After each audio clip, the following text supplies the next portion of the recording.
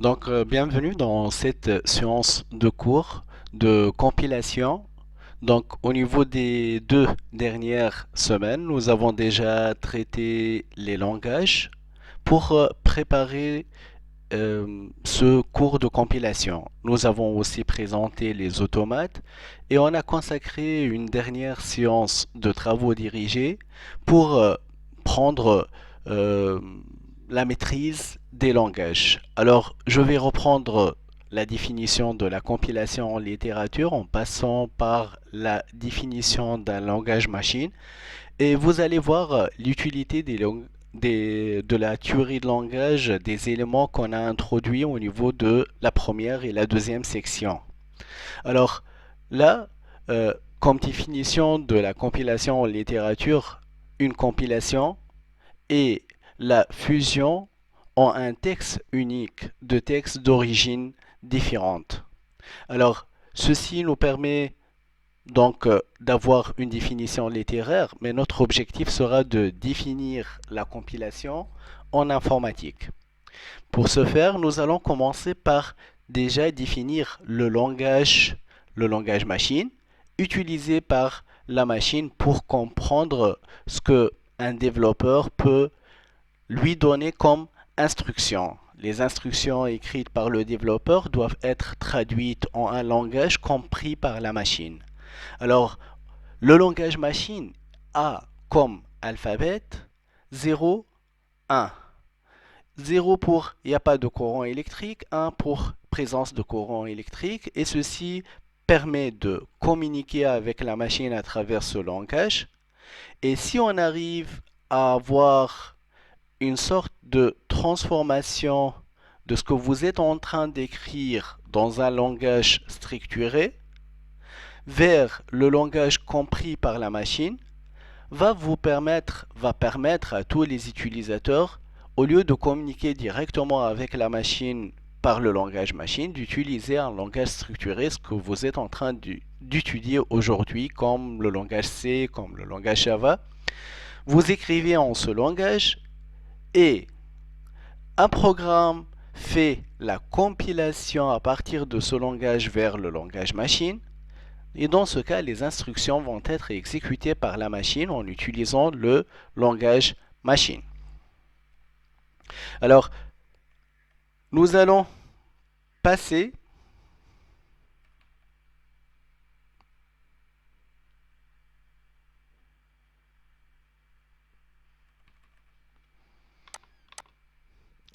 Nous allons passer à présenter, je vais sauter la définition de l'assembleur qui est un langage intermédiaire entre un langage structuré et un langage machine. Donc c'est un langage aussi a besoin de compilation pour passer de ce langage au langage machine. Et après, au lieu de le présenter, je vais passer directement à présenter la définition de la compilation en informatique. Alors, la compilation en informatique, c'est une fonction, un programme, qui fait la transformation, mais cette transformation doit préserver l'équivalence, qui permet de passer d'un code écrit par un développeur comme vous, et en effectuant la transformation vers un langage qui est le langage machine compris par la machine. Alors, cette définition nous permet de présenter la compilation en informatique est une transformation qui préserve l'équivalence d'un code. Je change un peu, donc le code je vais l'appeler un code source CS, écrit dans un langage de programmation qui est le langage source, donc un code source C, c'est le langage utilisé par le développeur. Le langage, il peut être le langage C, le langage Java. C'est le langage source.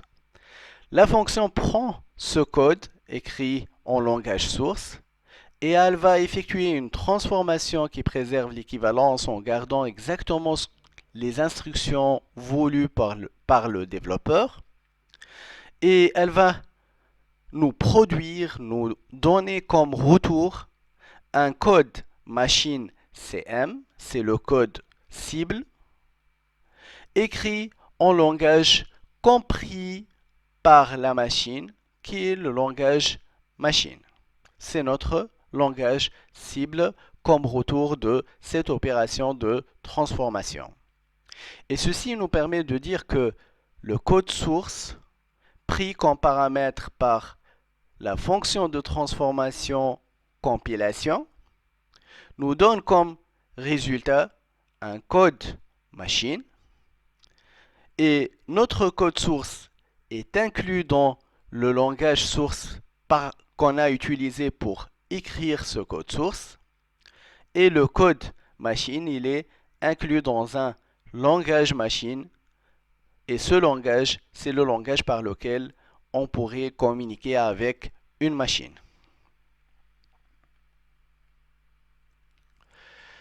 Alors, quel est l'intérêt de programmation plus rapide et plus facile? Une fois nous avons défini la compilation, nous revenons sur vos questions. Pourquoi nous étudions la transformation vers le langage machine à la naissance au niveau de... Donc si on revient au niveau de l'histoire, nous avons trouvé que la programmation n'était possible qu'en utilisant le langage machine et par la suite on a l'assembleur. En termes de temps, si vous avez un ensemble de développeurs en train de travailler sur un projet, si vous allez utiliser directement le langage machine ou même l'assembleur, ceci veut dire que vous avez besoin de plus de temps afin de avoir réalisé votre projet. À chaque fois, on a produit des langages structurés. Ceci a facilité énormément le travail en termes surtout de temps de production. Donc ça nous a permis de réaliser les projets beaucoup plus rapidement. Alors, là je vais traiter le compilateur et le langage utilisé pour le programmer. Alors, on a dit qu'au niveau de la compilation en informatique, un compilateur, c'est le programme qui va permettre d'effectuer cette opération de compilation qui est la transformation qui préserve l'équivalence à partir d'un code source et nous permet d'avoir le code cible qui est en informatique le code machine. Alors le compilateur, c'est le programme écrit dans quel langage? Donc ce programme lui-même qui va effectuer cette transformation d'un code source à un code cible, lui aussi doit être écrit dans un certain langage. Et la question que nous allons poser, dans quel langage on pourrait écrire ce programme qui assure l'opération de transformation? Et ceci est très important, car si nous allons utiliser pour écrire ce programme déjà, si nous allons utiliser un code, par exemple, écrit en langage machine, ceci veut dire que pour développer ce programme, on aura besoin d'un temps énorme. Alors, ce que nous allons citer comme exemple, et comme je vous ai dit, si nous allons travailler avec des langages proches de la machine, le premier compilateur, qui est le compilateur Fortran, a nécessité 18 personnes, développeurs, et aussi 18 années afin de préparer ce programme qui permet juste de faire la transformation d'un langage écrit en Fortran vers un code équivalent écrit en langage machine et compris par la machine. Alors, et ce compilateur a été écrit déjà en programme au niveau de la programmation avec le langage Fortran. S'il a été réalisé en langage machine, on pourrait avoir besoin de beaucoup plus de temps et beaucoup plus de personnes impliquées au niveau de ce projet afin d'écrire ce compilateur. Alors, J'attire votre attention à que à chaque fois on passe d'un langage à un autre. Par exemple, si nous avons le langage C, et il y aura par la suite le développement du langage C++. Si nous avons le langage C déjà, ceci veut dire que nous avons un compilateur qui nous permet de faire une compilation, une transformation qui préserve l'équivalence à partir du langage C vers un autre langage qui est le langage machine compris par un ordinateur. Et si nous voulons produire un compilateur pour un nouveau langage qui a été inventé, on va supposer que ce nouveau langage qui a été inventé, c'est simplement le langage C++. Dans ce cas, on aura besoin de créer un compilateur qui nous permet de faire la transformation du langage C++ vers quoi? Alors, naturellement, si on arrive à présenter une transformation qui préserve l'équivalence du langage C++ vers directement un langage compris par la machine, ceci nous permet d'avoir un compilateur. Mais, si on considère que le langage C++ n'est autre qu'une évolution du langage C, et déjà, un compilateur C++ peut compiler un programme écrit en langage C. Dans ce cas, si on arrive à présenter une transformation T' qui préserve l'équivalence, mais cette transformation nous permet de transformer le langage C++ en langage machine, on a le compilateur, mais aussi si nous avons une transformation T seconde qui prend comme paramètre un code écrit en langage C++, et elle nous donne comme résultat, comme retour, un code écrit en langage C. Ceci veut dire que, en appliquant par la suite la transformation T qui prend en paramètre le langage C et nous donne le langage machine, sur ce résultat, nous allons trouver le langage machine.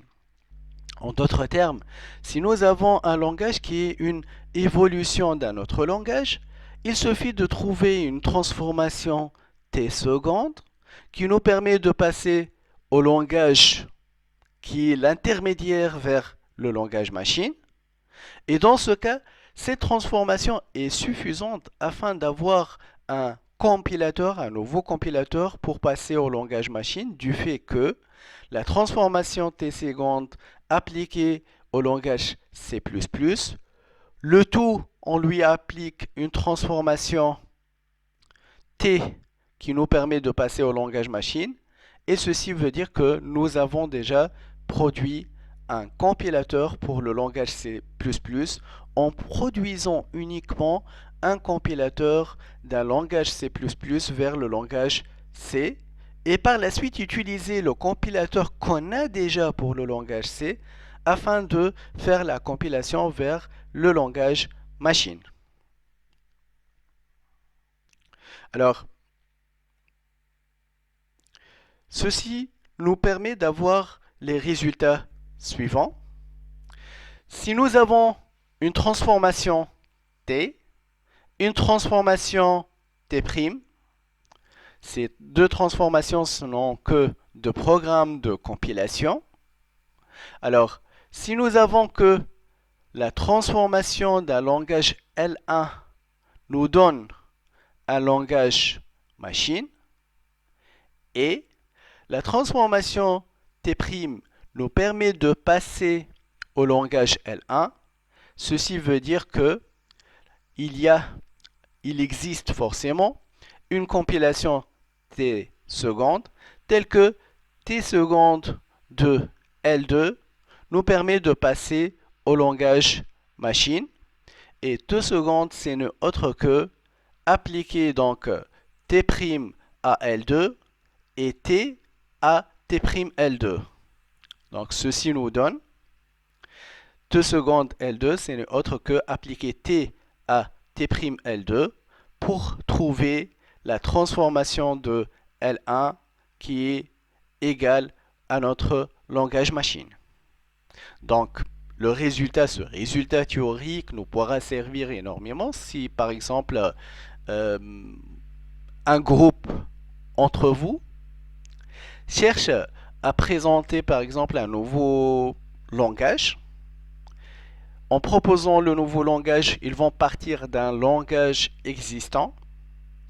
Dans ce cas, pour valider, pour que qu'on puisse l'appliquer et le faire tourner sur un ordinateur, une machine, ils auront besoin de produire pour ce nouveau langage une transformation vers un langage intermédiaire à partir duquel ils ont parti.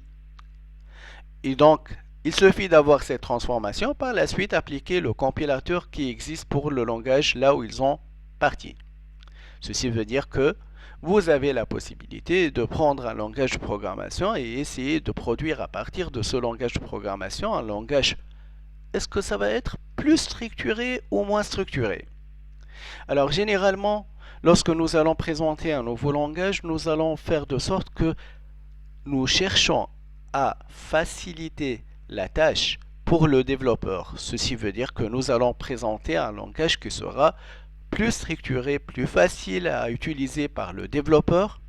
Et donc nous allons essayer de faire de sorte que au niveau de la présentation du nouveau langage, on va faire de sorte que la tâche sera plus facile pour le développeur. Une question sur laquelle nous allons s'arrêter un peu et nous essaierons donc de voir si vous avez ce nouveau langage et vous cherchez à produire votre compilateur. La question, quel langage vous allez utiliser pour produire cette transformation qui va vous permettre d'arriver au langage intermédiaire? Je prends un exemple. Si par exemple, nous avons à produire un compilateur pour le langage C++, ma question cette fois, cette transformation, donc là, nous avons un langage C, et comme il y a ce langage, il existe une transformation T qui permet de passer du langage C vers un langage machine. Donc là, un code écrit en langage C. On va supposer que donc notre code est écrit en langage C. La transformation qui existe, qui est le compilateur du langage C, nous permet de passer au code écrit en langage machine. D'accord? Alors au niveau de cet exemple, si nous avons cette transformation qui nous permet de passer, et si on voudrait avoir un compilateur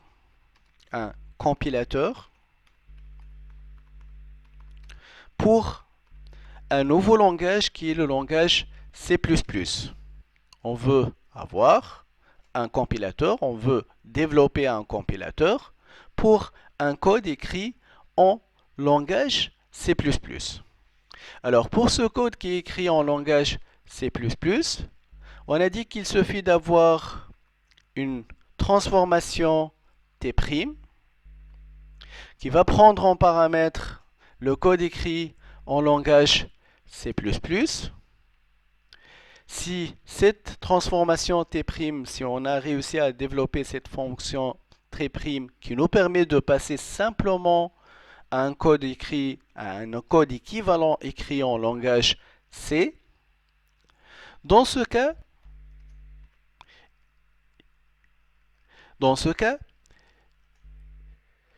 nous avons déjà un compilateur qui nous permet de passer au langage machine, car il suffit d'appliquer la transformation T à LC pour trouver le langage machine. Ceci veut dire que si nous allons appliquer la transformation T à notre programme, le résultat de notre programme, le résultat de cette fonction, nous allons obtenir naturellement, T, elle nous permet de passer de LC au langage machine, donc nous allons obtenir ici le langage machine.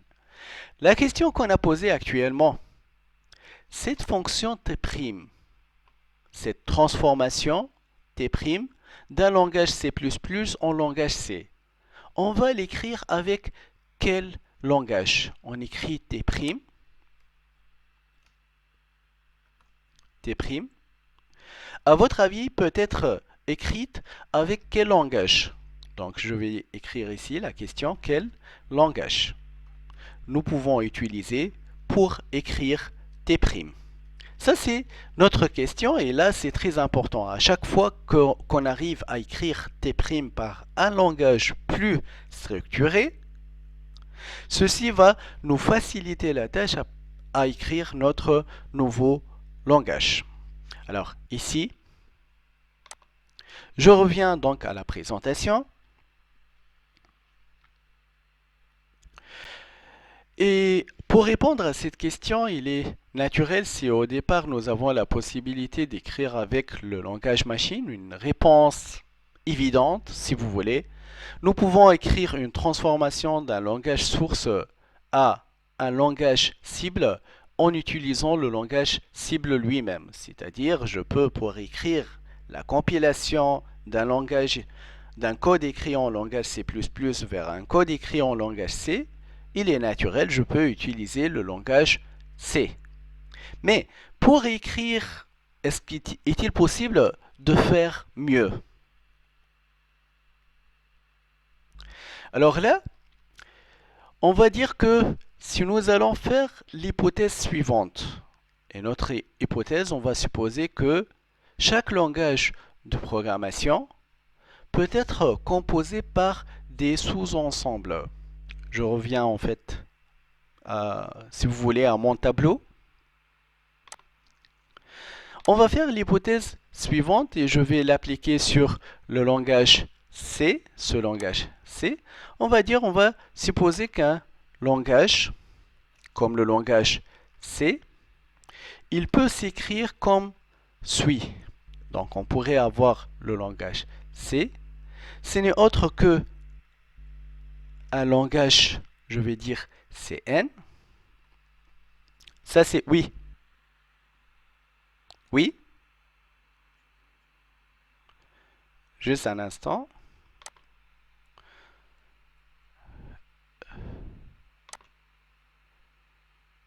Un seul étudiant ou plusieurs?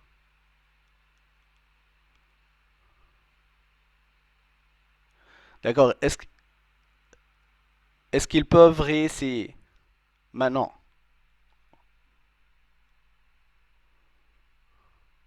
Ceux qui n'ont pas pu accéder à la présentation, est-ce qu'ils peuvent faire une autre tentative? D'accord? Y a-t-il une autre personne? Donc je pense que tout le monde actuellement a réussi à participer.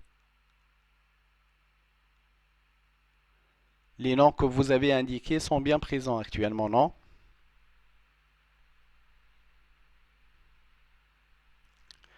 D'accord. S'il y a... juste, je vous demande d'essayer d'être donc là une autre personne. Tout le monde sont bien présents?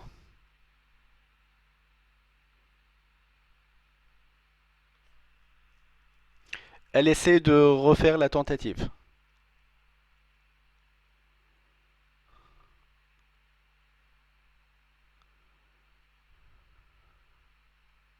Alors, n'hésitez pas à participer, que ce soit pour poser des questions, pour participer au cours, pour ajouter des commentaires et pour me réclamer s'il y a n'importe quel souci.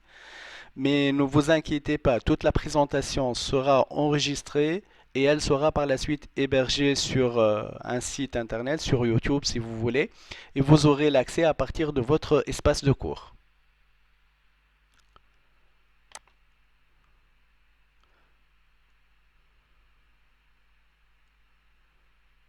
Tout le monde sont bien présents?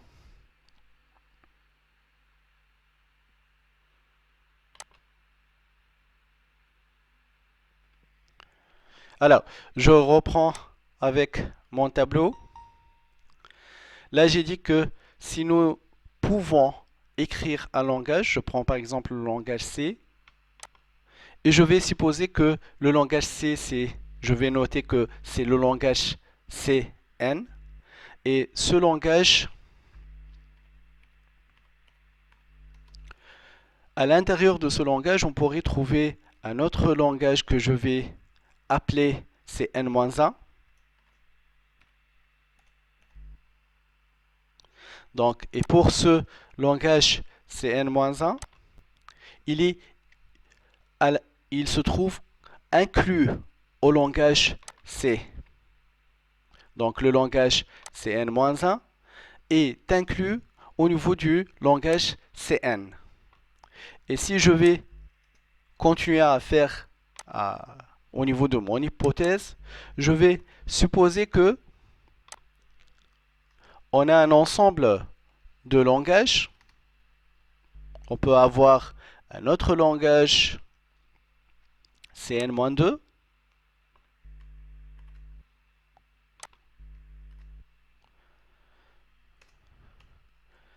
Là, je vais mettre inclus.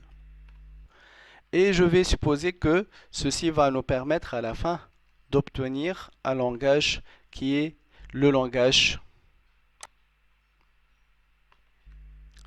C0. Là où le langage C0 est inclus dans le langage C1 et le langage C1 est inclus dans C2, est inclus, jusqu'à trouver le langage Cn qui est égal au langage C, notre langage C. Donc on va supposer que notre langage il est composé de plusieurs sous-langages et chacun est inclus dans le niveau supérieur. Si nous allons prendre une deuxième hypothèse, donc ça c'est une première hypothèse que nous allons prendre, si nous avons ça, cette première hypothèse, donc hypothèse 1, et si nous avons une deuxième hypothèse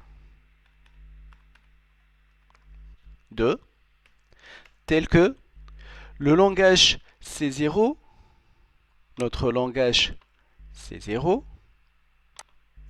n'est autre que, il est égal, et ça c'est une hypothèse fondamentale au niveau de notre raisonnement, n'est autre que le langage machine compris par notre, par notre ordinateur. Là en fait, certainement, le langage C0 va être écrit en langage C. Tous ces langages qui sont inclus au niveau de langage CN sont écrits avec le langage C. Mais le fait de dire égal ou, si vous voulez, on pourrait écrire équivalent en termes de langage, car ce n'est pas vraiment une égalité.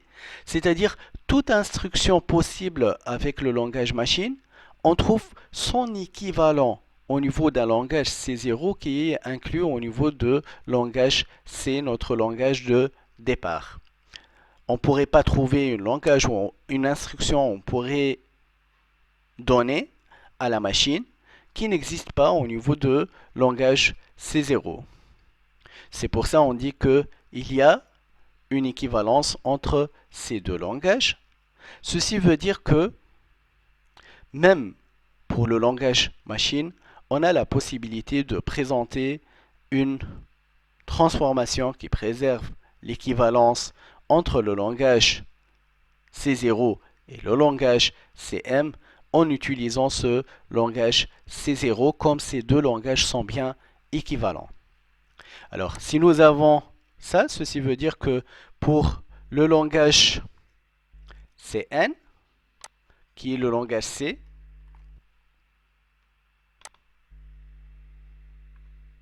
pour le langage CN qui est le langage C, en utilisant la propriété qu'on a présentée tout à l'heure, il est possible de trouver une transformation qui préserve l'équivalence, qui nous permet de passer de langage CN vers le langage CN-1, vers le langage CN-1. Et cette transformation, elle est naturellement écrite en langage CN-1 qui n'est autre qu'un langage inclus au niveau du langage CN. Donc elle est écrite, si vous voulez, avec le langage CN. Et nous avons donc là, je vais appeler, ça c'est la transformation, pardon, la transformation TN. et elle est écrite en langage. Elle est écrite donc en langage CN-1.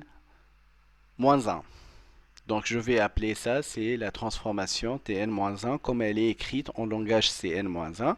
Comme le langage Cn-1 est inclus au niveau du langage Cn, donc elle est écrite par un sous-ensemble de notre langage Cn. Alors, ceci veut dire que nous avons la possibilité aussi, donc je vais faire la même chose. On a la possibilité de présenter une autre transformation et cette fois, je vais l'appeler une transformation Tn-2 pour le langage Cn-1 afin de produire notre programme, afin de produire notre langage C, cette fois N-2, que lui aussi est inclus en Cn-1. Donc, au niveau de cette transformation, on va utiliser toujours le langage Cn, le langage C qu'on est en train de lui chercher une compilation qui nous permet de passer au langage machine. Donc ceci nous permet de dire que après plusieurs transformations effectuées, donc si nous allons continuer jusqu'à obtenir le langage C1 vers le langage C0, et dans ce cas nous allons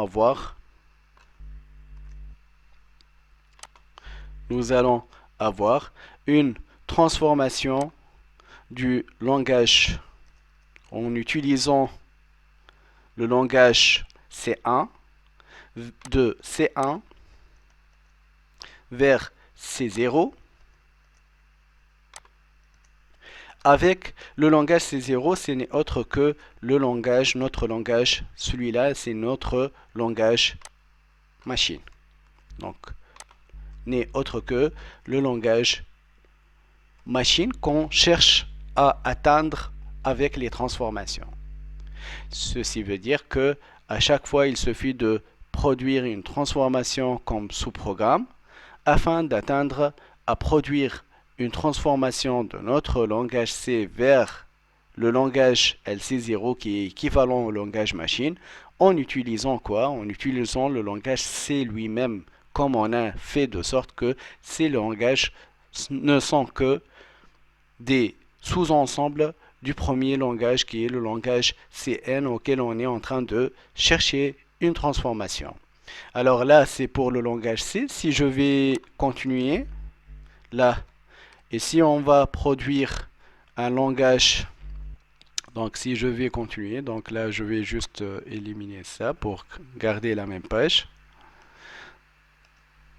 Donc, si je vais ajouter que ceci est inclus en langage, notre nouveau langage qui est le langage C++, il suffit d'ajouter ici une autre ligne. Donc si le langage C lui-même est inclus dans le langage C++, ceci veut dire que nous avons la possibilité de produire. Donc là, on va utiliser la transformation N qui nous permet de passer de C++, qui n'est autre que donc LCN, dans LCN plus 1, vers tout simplement LCN, et on aura notre compilateur pour le langage C++, là où nous allons appeler C++, ce n'est autre que LCN plus 1, une nouvelle version du langage C. Et si tous les langages sont inclus, donc on dit que la transformation qu'on a produite, c'est écrite en fait en langage C++, puisque tous les autres sont bien inclus. Donc si les deux hypothèses, 1 et 2, sont bien réunies, c'est-à-dire nous avons bien LC est écrit, donc là c'est plus LC, ça devient LC++, avec la nouvelle inclusion qu'on a ajoutée. Donc tout à l'heure il était LC, mais lorsqu'on a ajouté cette dernière inclusion, on a notre langage LC++. LC++ est écrit de cette manière. Et si on ajoute l'hypothèse que LC0 est équivalent au langage machine, il existe LC0 sous-ensemble de notre langage qui est équivalent au langage machine. Ceci nous ramène à présenter donc à travers, en utilisant donc cette évolution, ça va nous ramener à trouver une transformation qui préserve l'équivalence comme suite d'applications de transformation afin de trouver donc le langage machine à partir de notre langage C++. Je reviens à la présentation, donc ça c'est pour expliquer ce qu'on était en train de dire. Alors pour écrire un compilateur dans le langage lui-même, il suffit d'avoir que LC0 est inclus en LC1 est inclus jusqu'à LCN et il suffit d'avoir cette suite de langages afin de dire qu'on a la possibilité d'écrire le compilateur d'un programme en langage lui-même, mais n'oubliez pas la deuxième hypothèse, il faut absolument qu'on aura LC0, il est équivalent au langage machine afin d'avoir cette stratégie. Alors, sachez que pour la plupart du langage de programmation qu'on est en train d'utiliser, il y a cette évolution et à chaque fois en passant, on a fait une sorte de classification. On dit que ce langage est un langage bas qui est proche de la machine. C'est même le langage équivalent au langage machine lui-même. Ça, c'est plus structuré. Celui-là est encore plus structuré jusqu'à avoir le langage qu'on a produit, le dernier langage auquel on cherche à produire un compilateur.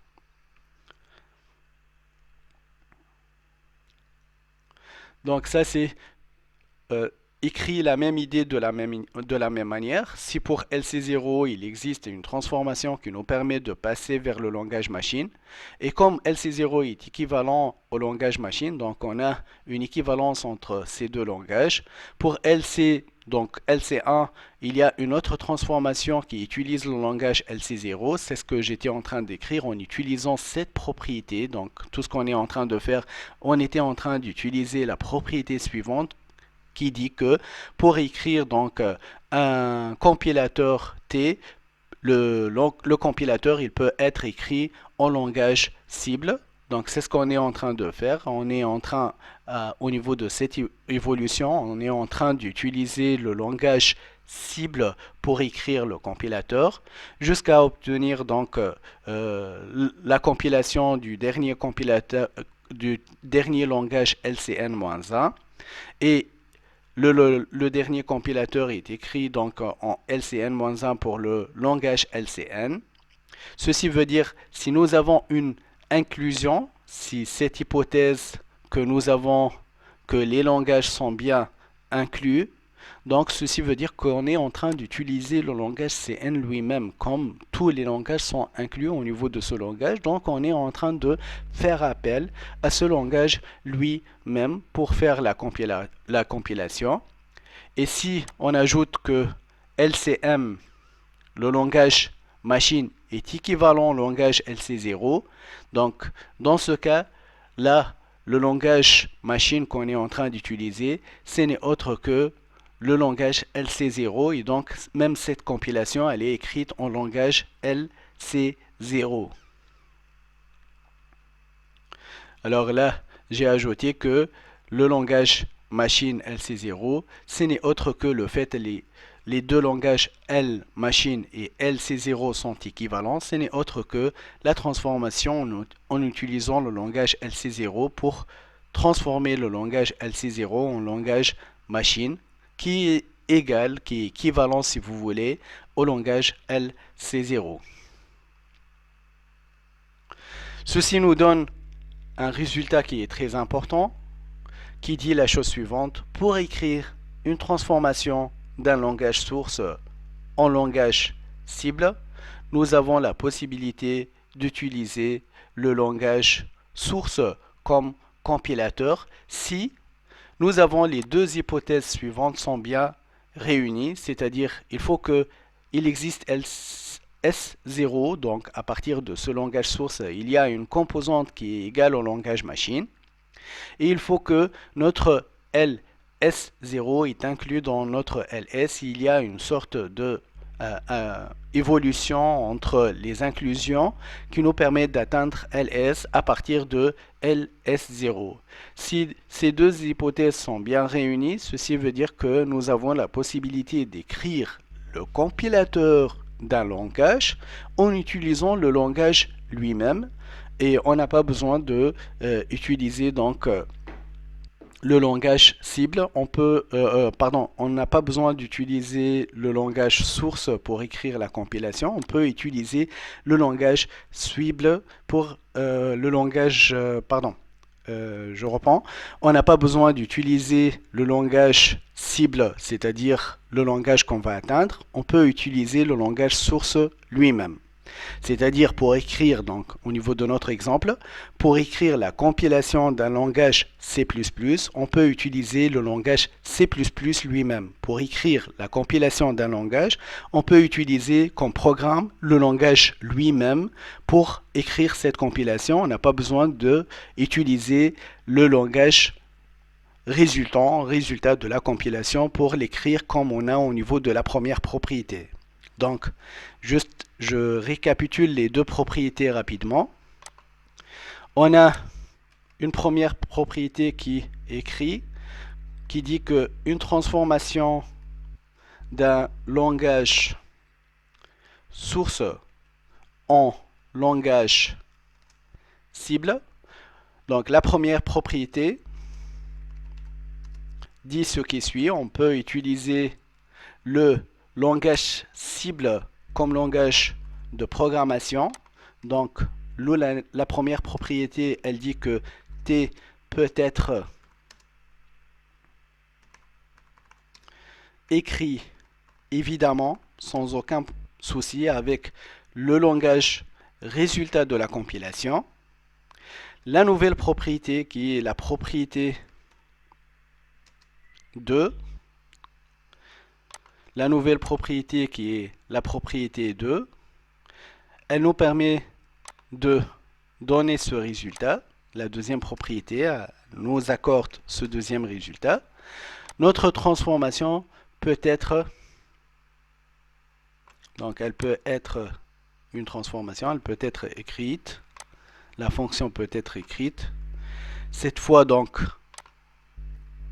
non pas en utilisant le langage résultant, mais en utilisant le langage lui-même, c'est-à-dire en utilisant le langage source lui-même. Mais ceci nécessite que deux hypothèses doivent être si et seulement si H1, l'hypothèse H1, c'est-à-dire que LS0 inclus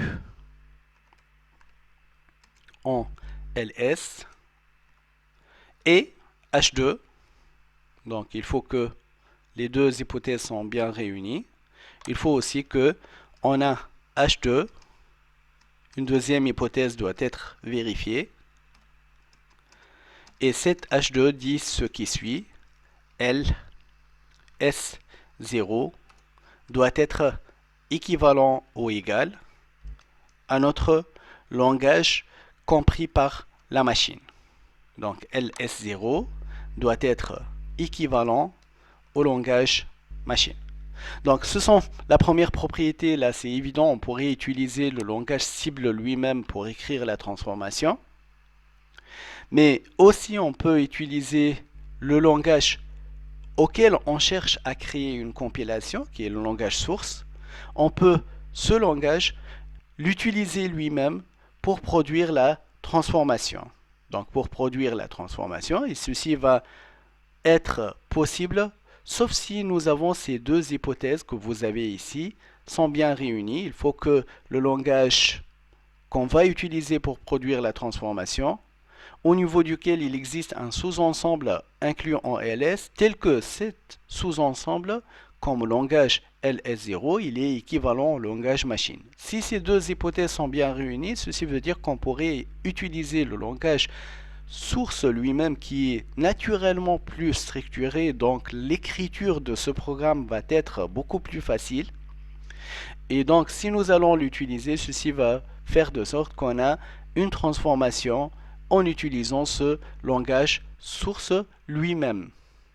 Donc, si vous allez inventer un nouveau langage, vous pouvez donc, pour ce nouveau langage, écrire un compilateur en utilisant le nouveau langage que vous allez l'inventer si vous allez avoir ces deux hypothèses H1, H2 sont bien réunies. Et donc ça nous donne que ça c'est un deuxième résultat théorique qu'on pourrait avoir. Là, je vais récapituler les diverses phases de compilation. Là, on a parlé au niveau des premières séances, donc la première séance si vous voulez. Donc, la première séance, là, on a traité de la compilation. Je vous invite donc à observer avec moi la schématisation suivante pour comprendre les diverses phases de compilation et comment ça va fonctionner au niveau d'un ordinateur pour effectuer la compilation et qu'est-ce qu'il va se passer. On va prendre un programme source. Notre programme source, par exemple, c'est le programme écrit en langage C et non pas le programme qui est conforme forcément au langage C. Il peut être écrit par le développeur là où il y a plusieurs erreurs. Peut-être il n'a pas respecté ce qu'il faut faire avec le langage. Donc ça c'est le code écrit en langage source. Il doit y avoir une première phase qui est la phase d'analyse lexicale. Alors au niveau de cette phase d'analyse lexicale, ce programme écrit par le développeur va être traité mot à mot. Pour chaque mot, nous allons appliquer la règle qu'on pourrait trouver au niveau de l'expression régulière et automate. Nous allons produire donc des expressions régulières qui vont nous permettre de vérifier si le premier mot écrit par le développeur appartient à notre langage qu'on voudrait utilisé pour la programmation. Le langage structuré utilisé dans notre exemple, c'est le langage C. Si le mot appartient à ce langage, on dit que l'analyse lexicale a réussi à classer ce mot comme un mot qui appartient au langage donc, utilisé par le développeur. Si ce n'est pas le cas, c'est une erreur lexicale qui va être signalée par l'analyseur lexical. Une fois cette opération a été effectuée pour tous les mots qui existent au niveau du langage, au niveau du programme qui a été écrit par le développeur, si l'analyse lexicale a réussi à faire son travail, elle va passer le résultat à une deuxième phase qui est l'analyse syntaxique. Celle-là, elle va s'intéresser à ce que le code écrit par le développeur est grammaticalement correct. Et dans ce cas, elle va vérifier si le code respecte des règles de grammaire utilisées par donc utilisées par le développeur sont-elles conformes avec celles définies par le langage. Si c'est bien le cas, donc il n'y a pas d'erreur de syntaxe. S'il y a une erreur, dans ce cas, une erreur de syntaxe va être signalée au développeur. Par la suite, on passe à l'analyse sémantique, la troisième phase de compilation. Et au niveau de la troisième phase de compilation, on va s'intéresser si les divers types qui ont été accordés aux diverses variables ont été effectués de manière correcte, si les adresses réservées pour les diverses variables sont bien conformes à ce que on va à leur utilisation par la suite. Si c'est bien le cas, ceci veut dire que on pourrait donc produire notre arbre de syntaxe. S'il y a des erreurs là où il y a des types mal présentés, donc mal utilisés, dans ce cas, on va signaler à l'utilisateur qu'il y a des erreurs de syntaxe. Une dernière étape consiste à faire la génération de code. Et cette génération de code pourrait être optimisée afin de avoir le code machine qui est compris par votre ordinateur. Donc ce sont les phases de compilation.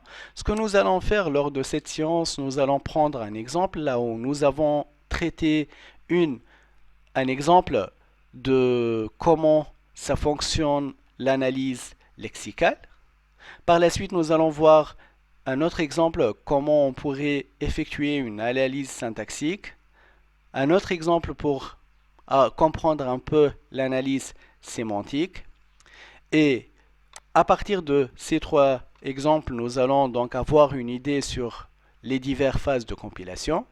Le prochain chapitre sera l'analyse lexicale traitée en détail et nous essayerons de mettre en œuvre un analyseur lexical, c'est-à-dire un programme qui effectue l'analyse lexicale. Par la suite, nous allons passer à un troisième chapitre au niveau duquel nous allons traiter en détail l'analyse syntaxique et nous allons essayer de mettre en œuvre un analyseur syntaxique. Pour l'analyse sémantique, on ne va pas lui consacrer tout un chapitre, mais on va le traiter uniquement au niveau de cette introduction. Alors, je reprends avec mon exemple, donc l'exemple que nous allons traiter ici. On va prendre des morceaux de code.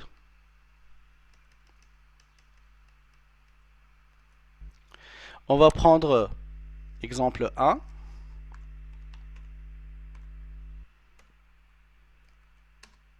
On va prendre un deuxième exemple, exemple 2. Et un troisième exemple, exemple 3. Pour l'exemple 1, là nous allons dire, par exemple,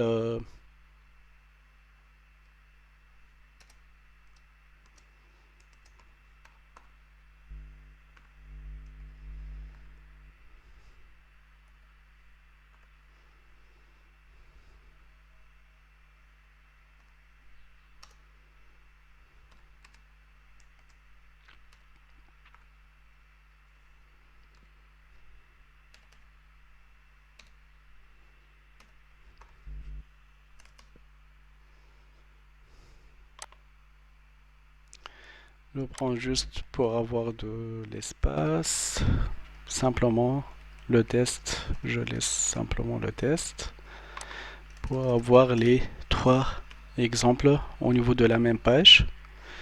Je prends ici B égale A.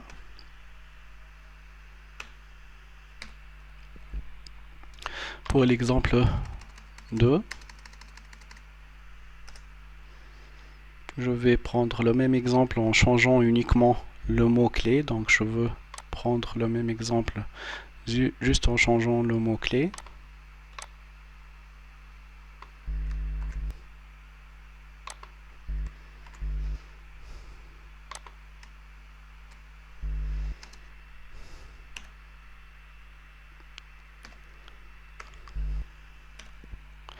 Pour le troisième exemple, nous allons prendre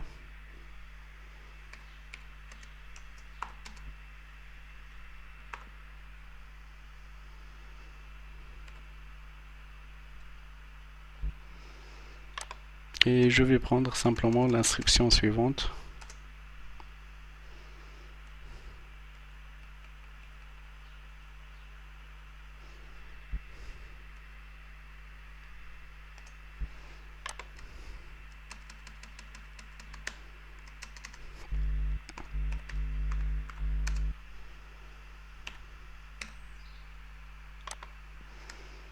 On va lui ajouter l'instruction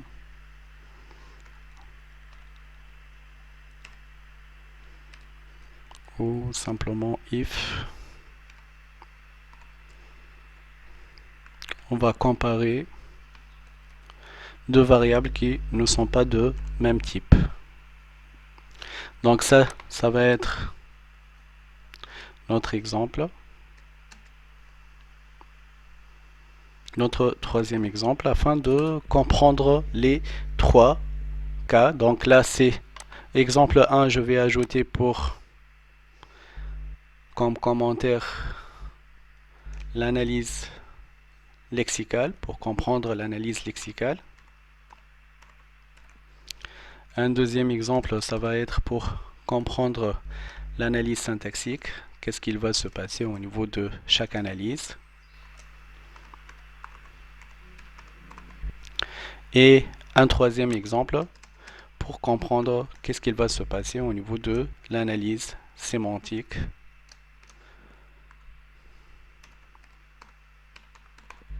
Alors, pour l'analyse ici lexicale, donc le premier exemple, on va traiter les mots un à un.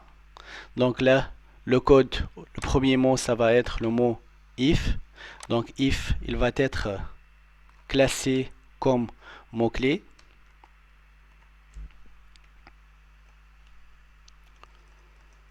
Donc if va être classé comme mot-clé.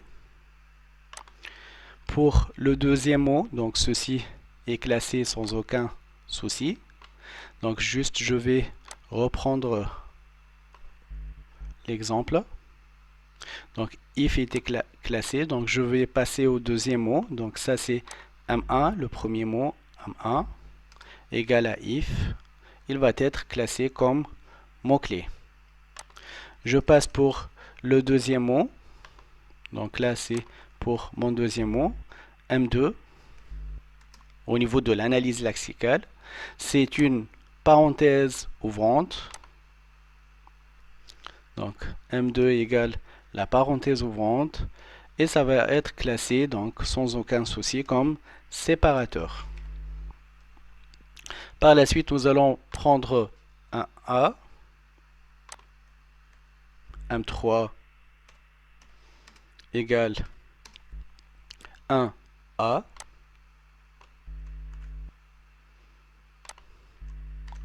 Et on va dire que un A ne peut pas être classé ni comme mot-clé, ni comme séparateur, ni comme identificateur, vu qu'il commence par un chiffre.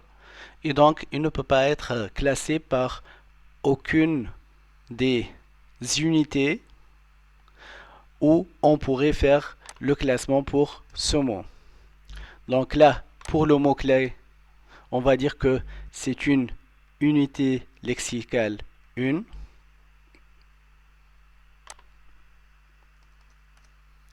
Pour le séparateur, ça va être une deuxième unité lexicale.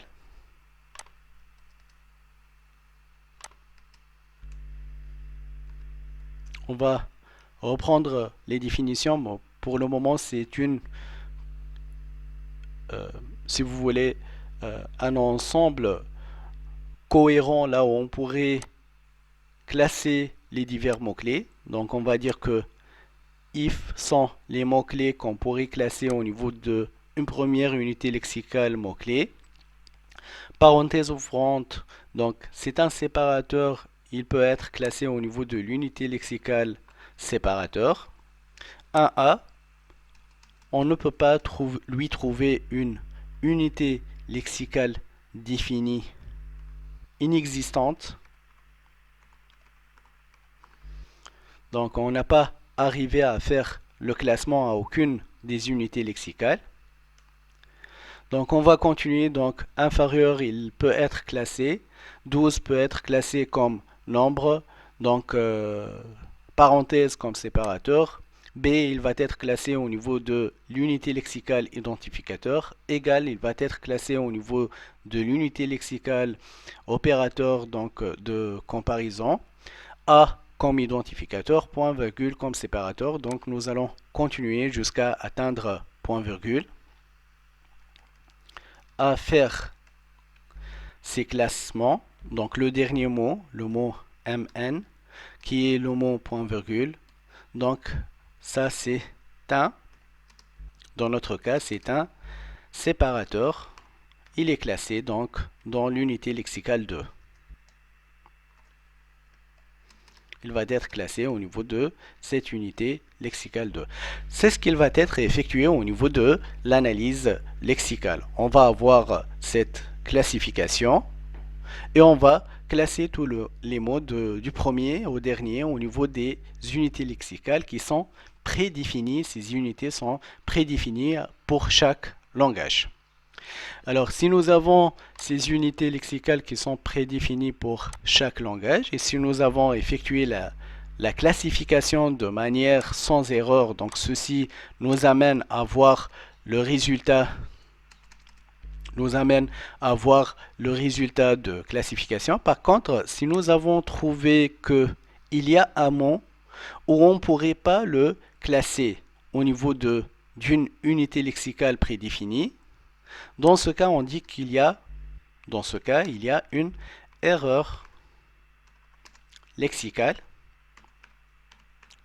due au fait que le mot M3, donc erreur lexicale, comme le mot M3 n'appartient pas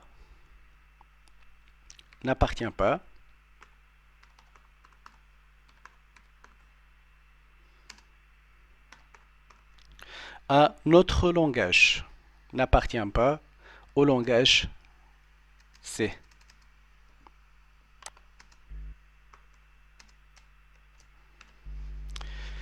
Alors, une erreur est détectée au niveau de l'analyse lexicale lorsqu'il y a un mot où il n'appartient pas à notre il n'appartient pas à notre langage utilisé au niveau de la programmation. Ça nous donne une erreur lexicale.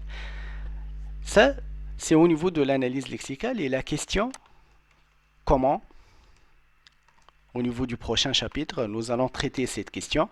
Comment nous pouvons faire cette classification?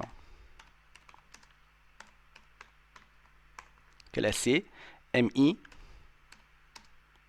dans les unités lexicales I. Comment nous pouvons les divers mots? Donc on peut utiliser des indices différents car ce n'est pas le même I. Donc comment on pourrait, pour chaque mot MI, on pourrait le classer au niveau de l'unité lexicale J. Comment on pourrait effectuer cette opération?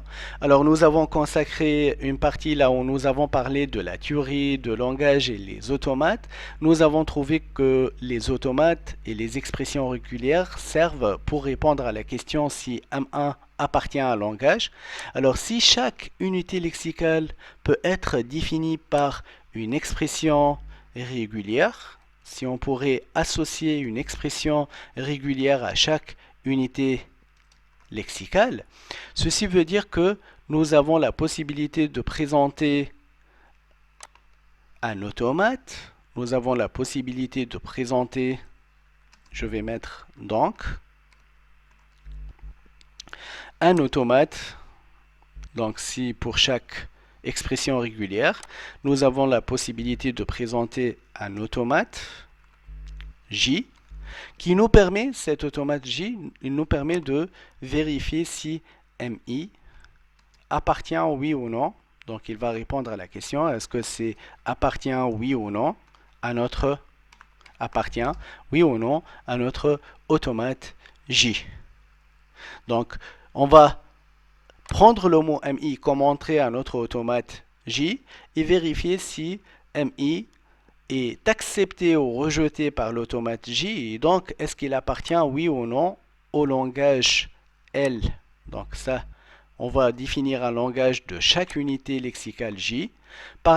Pour ce langage, nous allons présenter une expression régulière J, et nous allons donc à la fin utiliser un automate relatif à cette expression régulière auquel nous allons faire entrer le mot MI pour vérifier si MI est accepté ou rejeté par l'automate J. S'il est accepté par l'automate J, donc notre mot appartient à l'unité lexicale J.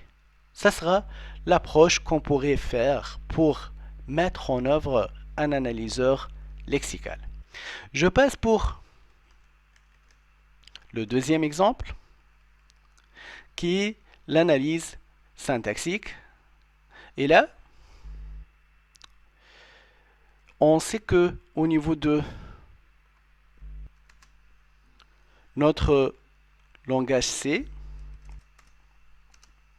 on sait que on a la possibilité de avoir que lorsque nous avons le mot-clé fort, on doit avoir par la suite le mot-clé fort, parenthèse ouvrante. Ici, on doit avoir donc une, si vous voulez, initialisation.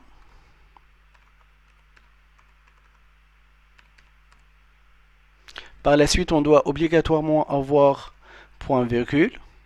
Par la suite, on doit obligatoirement avoir condition au test, un ensemble de tests. On doit avoir incrémentation après le point virgule. Je vais mettre incrémentation à la fin S et initialisation à la fin S, comme on pourrait avoir plusieurs.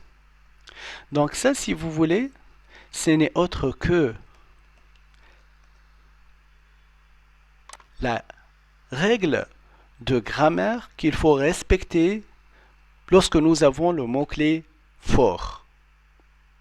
Et cette règle, au niveau de notre exemple, n'a pas été respectée puisque nous avons le mot-clé for et il n'y a pas d'initialisation, point virgule, test, point virgule, incrémentation. On a directement for et par la suite un test.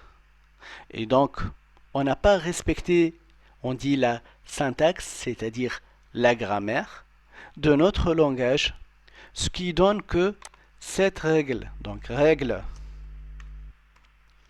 de grammaire de syntaxe non respectée,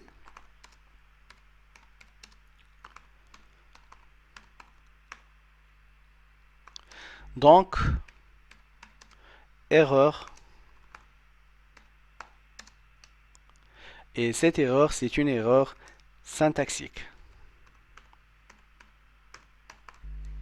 Alors, notre objectif au niveau du chapitre 2, c'est de écrire un programme qui nous permet de détecter ces erreurs et de vérifier si tout le code écrit par le développeur est grammaticalement correct, il respecte toutes les règles de syntaxe, toutes les règles de grammaire. Donc ça, c'est comment on a détecté une erreur syntaxique en se basant sur une règle de grammaire qui est la suivante. Notre règle dit ce qui suit. Cette règle, comme elle n'a pas été respectée, ceci nous a donné qu'il y a une erreur syntaxique. Donc, erreur syntaxique. Et par suite, nous avons cette erreur. Je passe à l'exemple 3.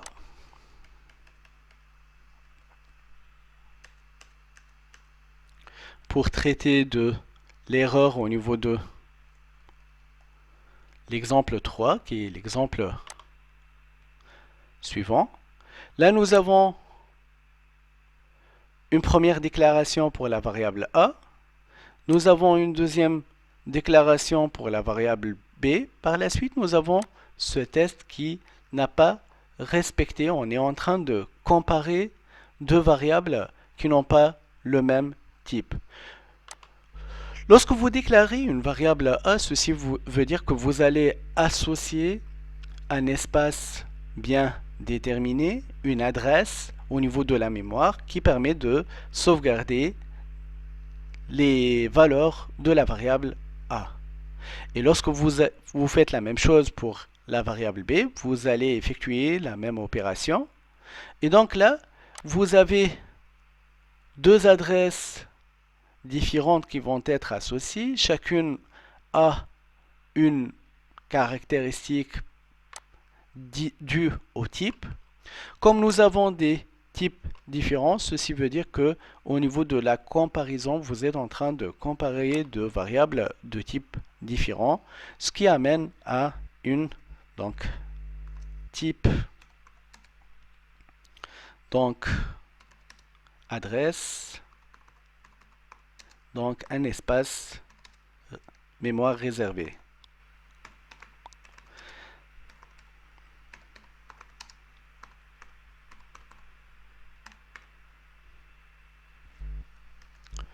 Alors pour l'entier, int a, on va dire que nous avons un espace pour entier.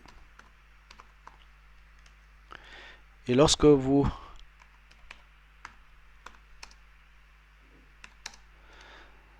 déclarez un réel, donc vous avez réservé un espace pour réel.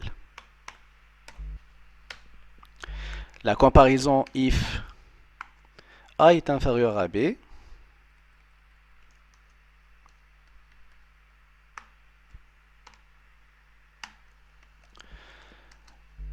Erreur sémantique, comme nous sommes en train de comparer des entités qui n'ont pas le même, donc on n'a pas respecté les types déclarés. Non-respect de type déclaré. Alors, ceci nous amène donc à voir comparer les diverses phases.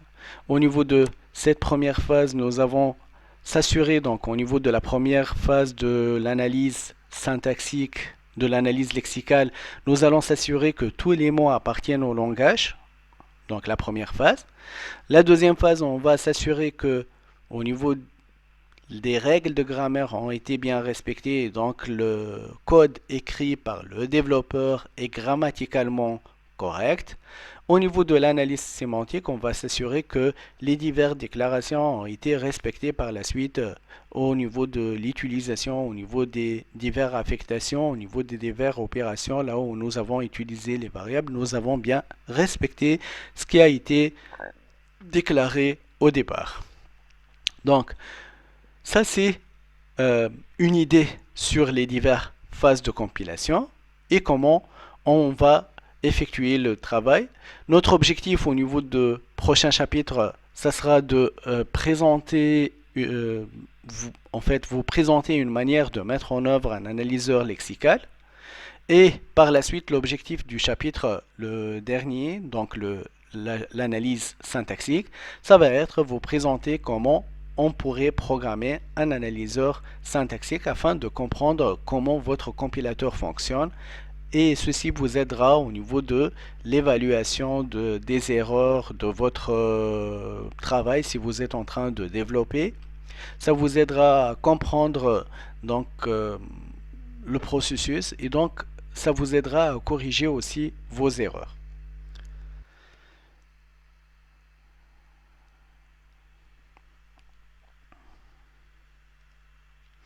Alors,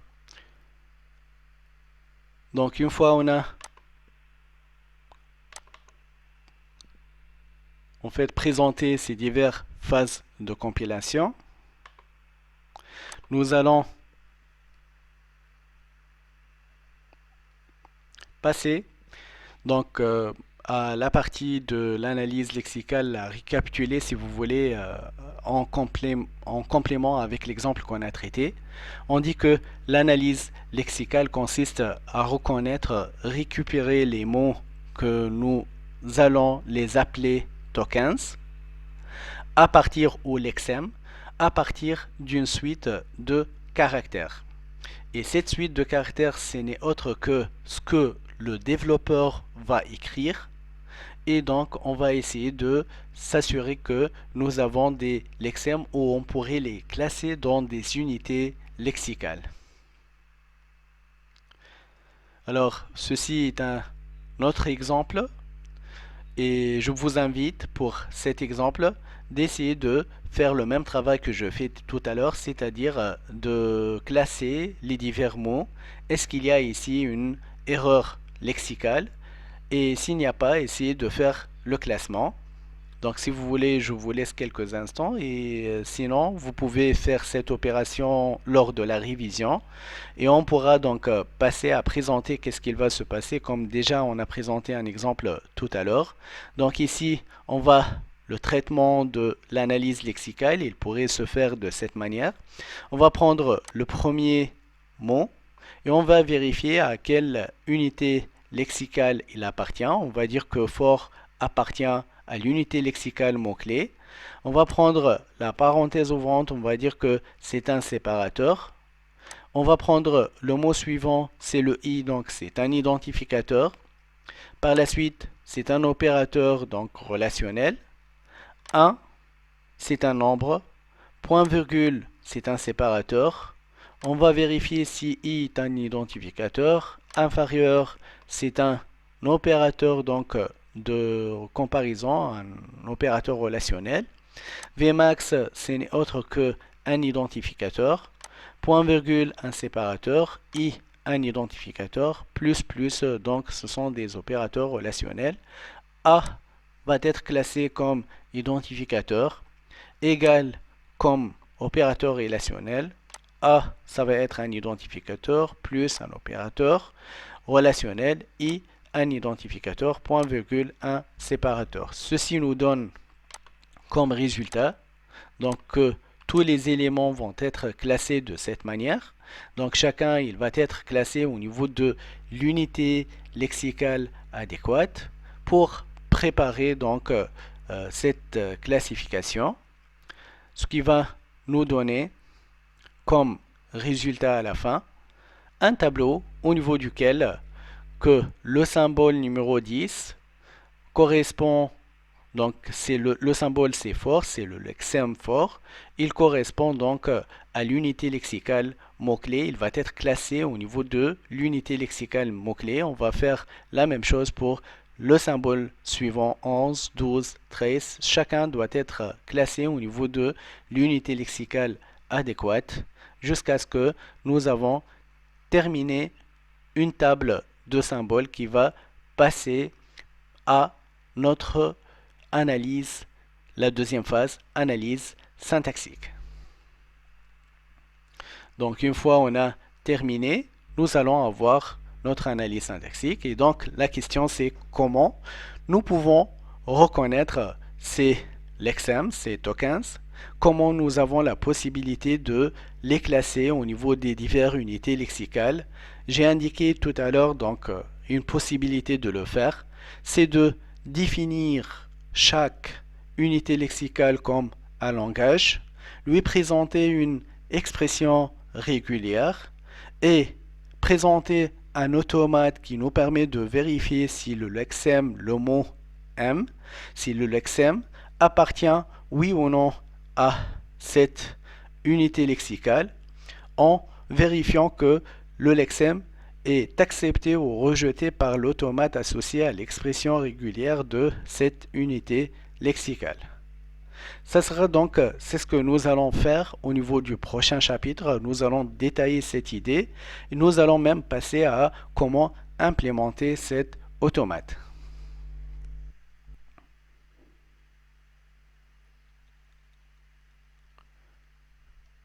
Alors,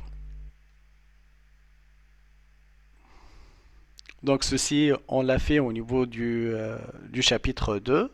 On a présenté les expressions régulières, les définitions. C'est pour ça que je suis en train de passer à l'exemple suivant. Et ça va être reconnaître les mots-clés if, else, for, while. Ça va être donc une liste de tokens. Et là, je vous demande si on va prendre l'exemple des mots-clés, on va limiter les divers mots-clés à simplement les mots-clés if, else, for, while. Et je vous demande de définir une expression régulière. Donc, c'était ce qu'on a fait au niveau de la dernière semaine.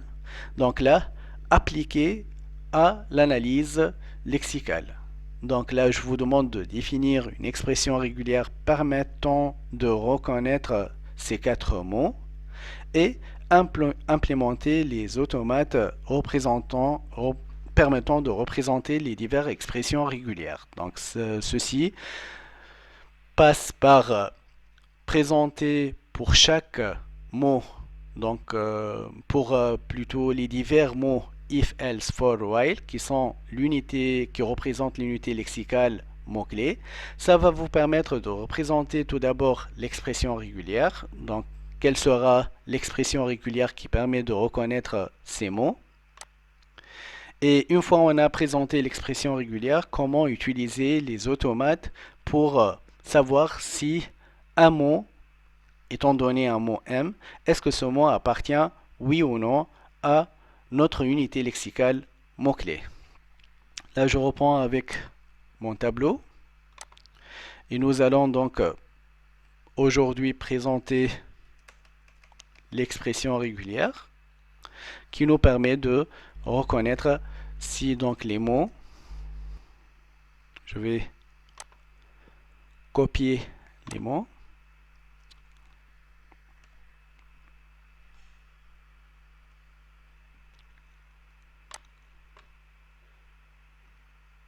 Donc if else for while, on va utiliser ces mots-clés.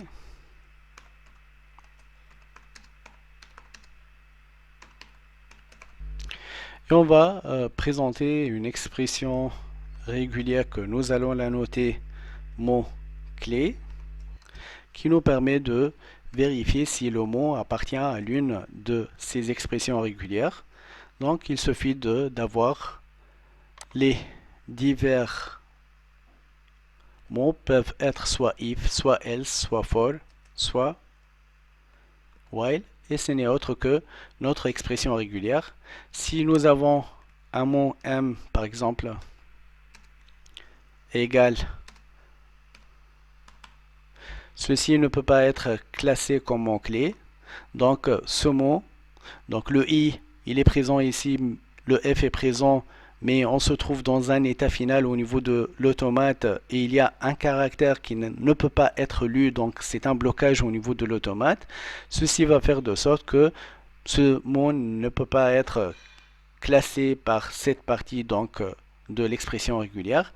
La même chose au niveau de l'automate, donc ça commence pas par E, donc ça peut pas être accepté, et ça commence pas par F, ça commence pas par W, et donc si nous allons représenter ici l'automate, donc l'automate au niveau des états, ça va être donc le mot if ne peut pas être accepté par notre automate vu que il n'y a pas de, donc en lisant tout le mot, nous n'allons pas se trouver dans un état final en lisant tout le mot. Donc dans notre cas, on ne peut pas lire tout le mot, on va se bloquer à ce niveau. Donc le caractère, le dernier caractère F ne peut pas être lu.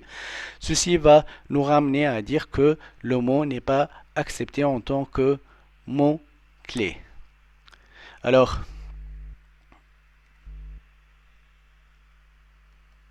pour l'analyse syntaxique, donc là, j'ai introduit tout à l'heure la notion de grammaire.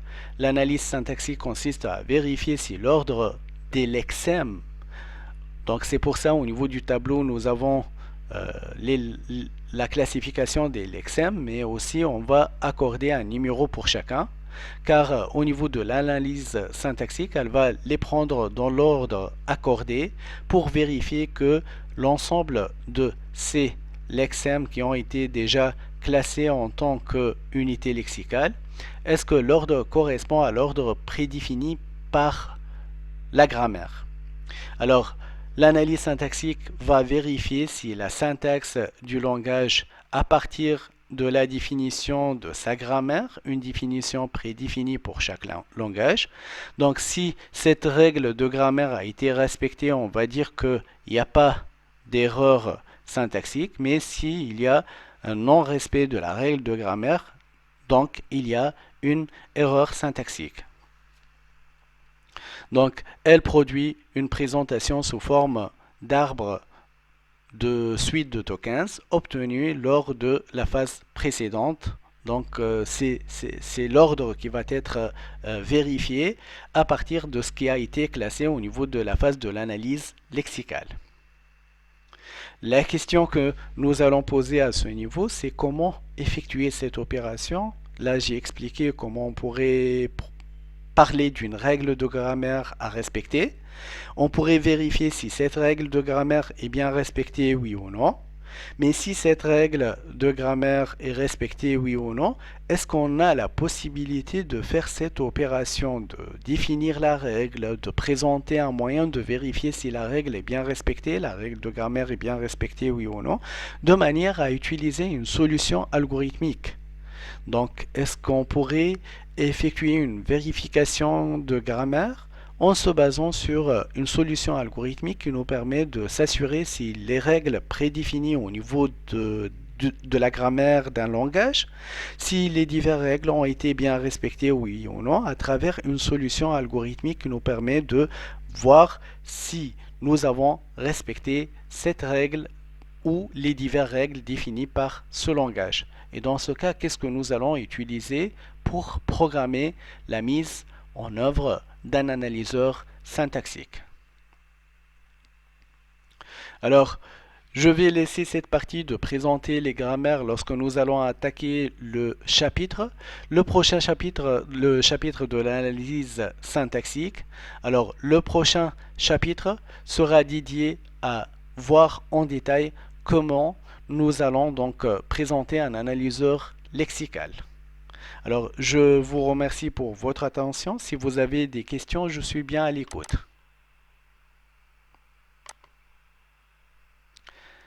Sinon, on pourrait donc s'arrêter ici aujourd'hui et je vais vous déposer la vidéo afin de la voir. Si vous avez n'importe quelle question, vous pouvez la poser. Je vais intégrer au niveau de votre espace de cours un forum au niveau duquel, même si vous aurez tout au long de la semaine des questions à poser, je suis à votre écoute. Donc n'hésitez pas à rédiger vos questions au niveau de votre forum dédié à ce cours qui est l'introduction. Et je reste à votre disposition donc pour discuter, pour répondre à vos questions. Si nous allons trouver qu'il y a des questions intéressantes à poser, alors dans ce cas, je vous invite, on pourrait même consacrer une partie au niveau de la prochaine séance pour répondre à ces questions. Alors, merci pour votre attention et on se voit la prochaine semaine. Juste, je vous informe que je ne suis pas votre enseignant de TP selon la nouvelle répartition. Donc, je ne vais pas continuer à prendre en charge le TP. Mais pour vous aider, si vous voulez, s'il n'y a pas encore un enseignant de TP, lorsque nous allons aborder une partie au niveau du prochain chapitre, je vais vous mettre à votre disposition au niveau de l'espace de cours les travaux pratiques que vous devez donc effectuer en attendant que vous aurez un enseignant de travaux pratiques. Merci pour votre attention et à la prochaine semaine.